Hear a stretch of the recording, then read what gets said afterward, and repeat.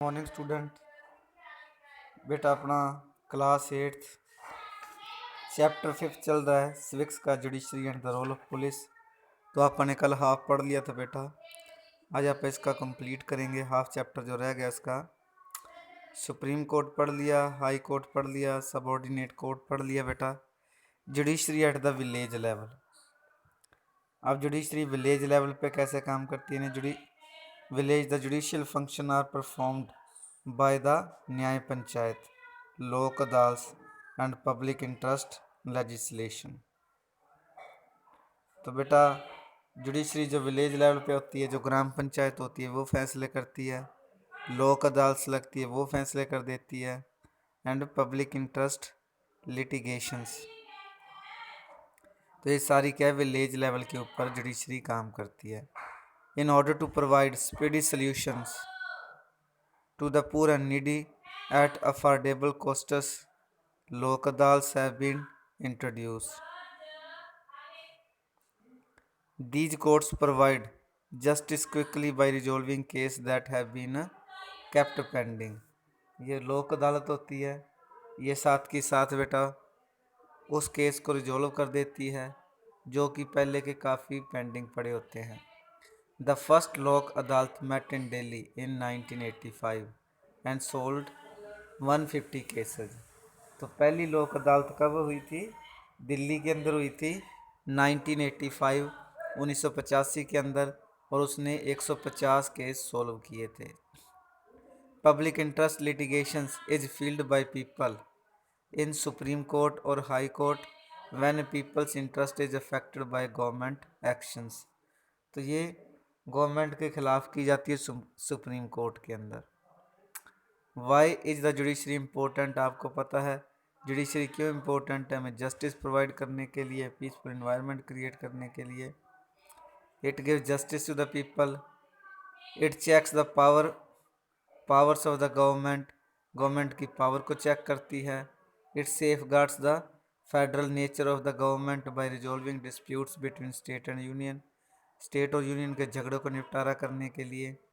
It is the custodian of the constitution, constitution की ये custody है। It protects fundamental rights of the citizen. तो ये सारे के लिए जुडिशरी अपनी इम्पोर्टेंट है। द इंडिपेंडेंट जुडिशरी कौन सी है? जो फ्री होती है, स्वतंत्र होती है, उनके ऊपर किसी प्रकार का कोई प्रेशर नहीं होता बेटा। A judiciary must be independent and powerful. The Constitution ensures the independence of the judiciary in the following ways.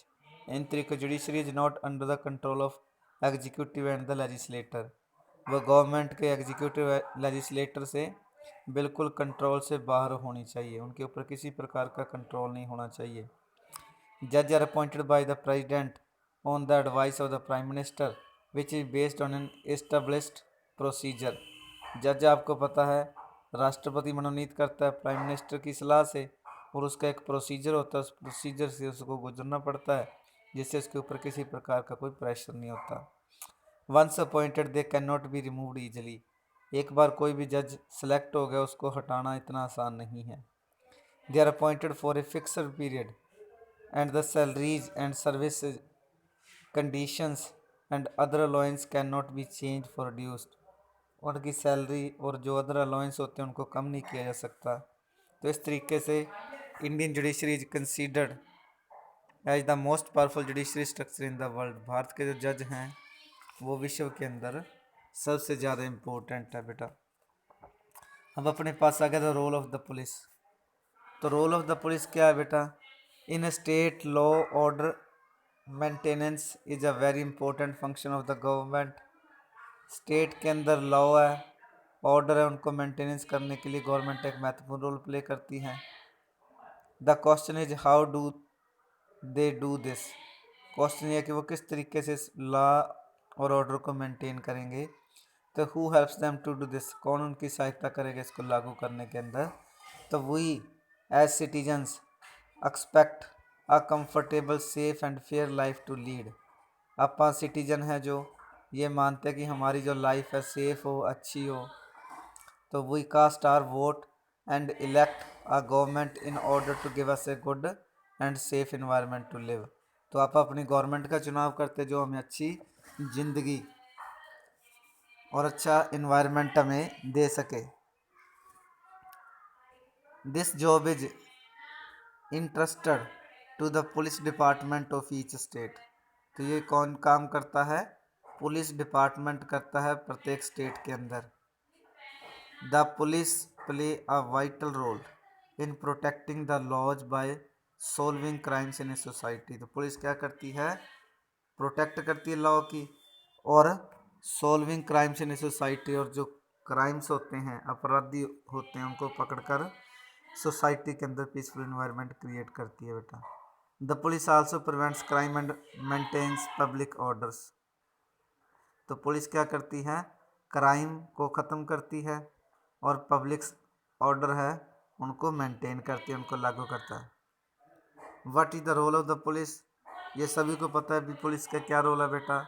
Police क्या, ये ऊपर लिख रखा है कि पुलिस हमारे लिए जो the police works along with the judiciary to maintain law and order in society and it ensures the citizen do not break the law and rules. तो वो क्या करती है? अपराधियों को पकड़ती है और उनको सचेत करती है कि लॉ एंड ऑर्डर को मेंटेन करें और अपराध ना करें। When a crime is committed, the police do the investigation and then arrest the person whom they suspect to have committed the crime. Police फिर क्या करती है? इन्वेस्टिगेशन करती है और जिस पर उसको शक होता है उसको गिरफ्तार करती है।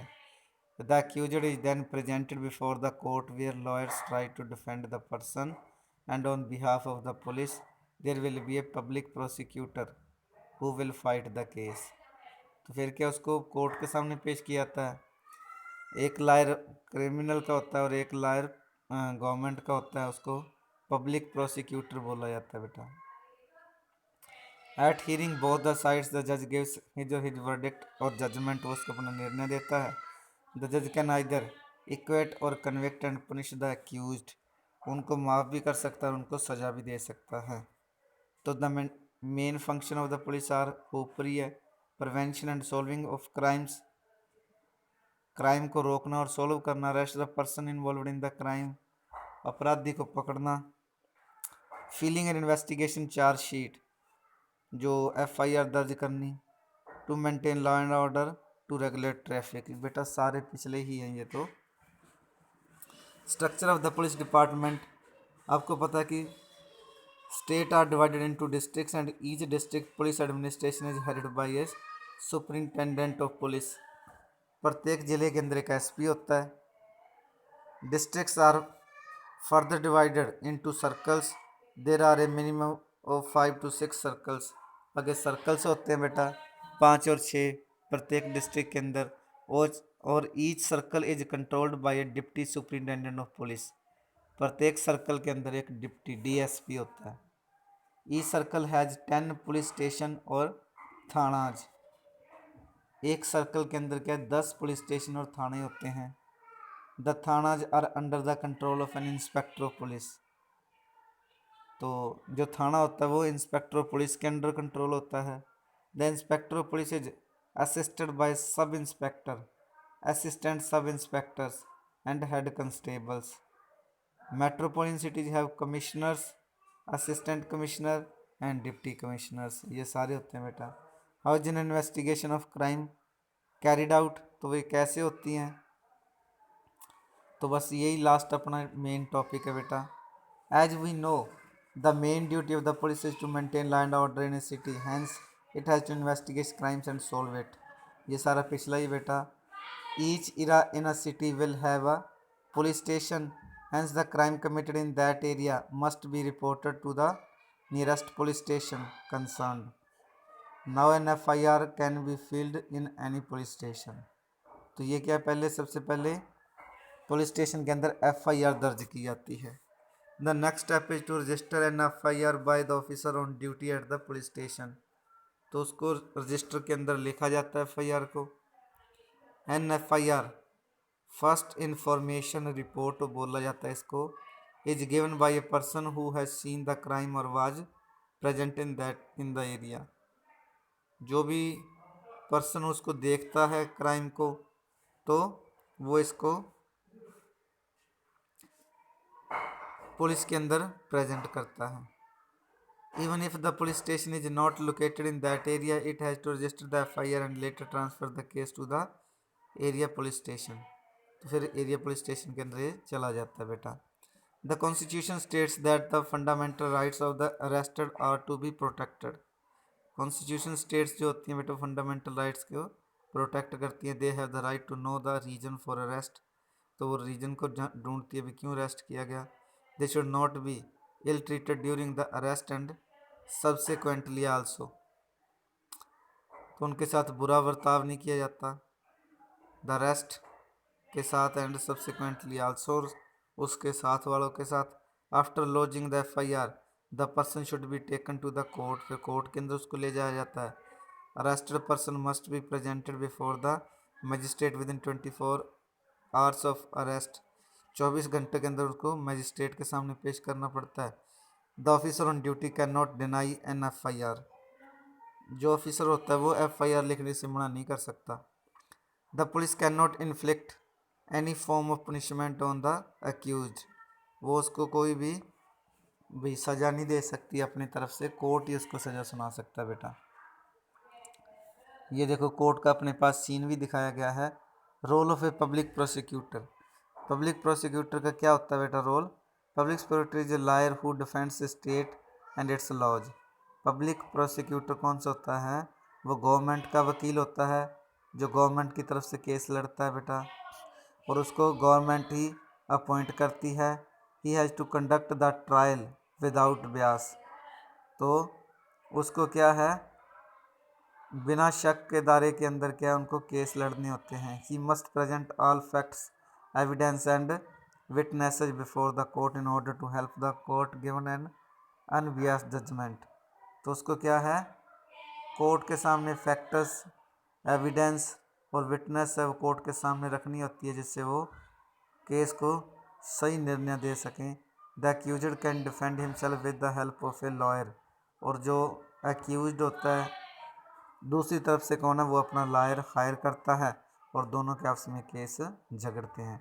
If he is poor the court can appoint a lawyer called a defence lawyer to defend him. अगर वो गरीब है तो कोर्ट खुद उसको एक वकील हायर करके देता है जिसको बोलते हैं डिफेंस लॉयर। फिर आगे फेयर ट्रायल। फेयर ट्रायल क्या होता है बेटा, a citizen should be given a fair trial as per the constitution. तो a person who is accused of a crime is innocent until the crime is proved and he is found guilty. Fair trial का मतलब क्या होता है कि वो तब तक अपराधी नहीं होता जब तक उसको जो अपराध है वो को गवर्नमेंट जज के द्वारा क्या डिसीजन ना दिया जाए। Hence he should be given a fair trial. उस टाइम क्या होता है वो फेयर ट्रायल यानी कि कच्चा कैदी जिसको बोल देते हैं उस टाइप का होता है। The witness and the public are also present during the trial.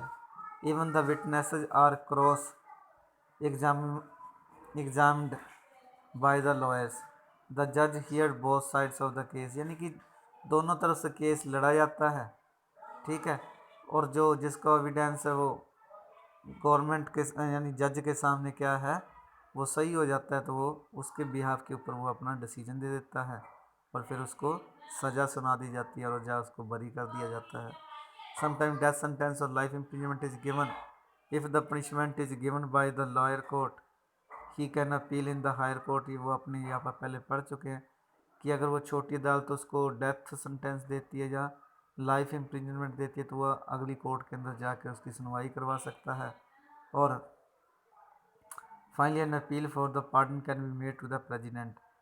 Supreme court तक जाती है, अगर सुप्रीम कोर्ट भी डिसीजन सेम रखता है तो वो प्रेसिडेंट के सामने अपनी यानी कि जो सज़ा उसको माफ़ी के लिए अर्जी लगा सकता है। तो ये सारा चार्ट बना हुआ है। पहले court of small cases for metropolitan cities है, मनसिफ कोर्ट और सब जज, फिर सबॉर्डिनेट जज क्लास सेकंड, सबॉर्डिनेट जज class first, district court and additional district जज, हाई कोर्ट और सुप्रीम कोर्ट। इस तरीके से बेटा ये सारा सर्कल ये चलता है। मैं उम्मीद करता हूँ आपको समझ आ गया होगा बेटा। इसके साथ ही अपना चैप्टर कंप्लीट हो गया है। इसको बुक वर्क और क्वेश्चन आंसर बेटा फाइंड आउट करने हैं। ओके बेटा, thank you, have a good day.